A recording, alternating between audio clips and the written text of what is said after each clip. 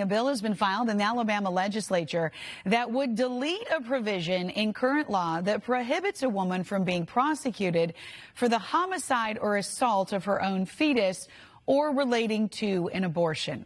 It's called House Bill 518, or the Prenatal Equal Protection Act.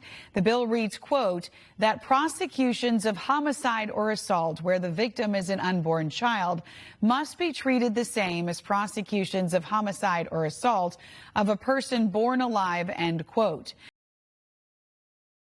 Dale Jackson here for Yellowhammer Now. It is becoming more than apparent that people do not understand how the law actually works.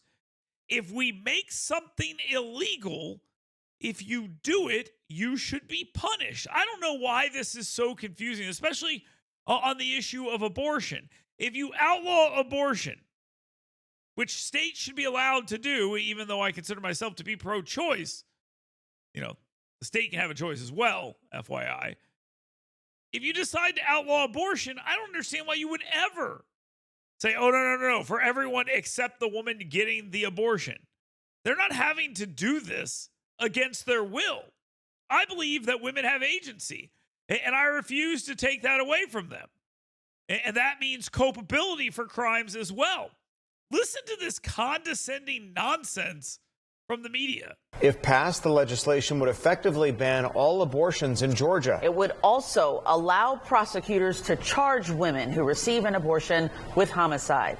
The legislation would grant personhood to an embryo at the point of fertilization. It would also remove exceptions for rape and incest. The committee did not vote on the measure. Right now, the state's heartbeat bill bans all abortions after 6 weeks, which is typically when a heartbeat can be detected. I just want to make sure I understand the argument here correctly. We should trust women and believe everything they say. We should treat them equally and give them every opportunity in the world. But when it comes to getting an abortion, there should be no consequences to the actions they take to willfully break the law. If you can make that make sense, I'd love to hear it. But the only way you could do that is by making the argument that women shouldn't be held responsible for their actions. And I'll tell you this, as a feminist, that's a path I will not go down.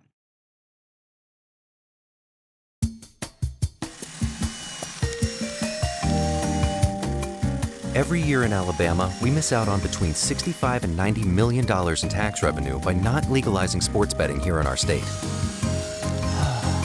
Money that can be used to improve our roads and bridges, or elevate our school systems and support our first responders.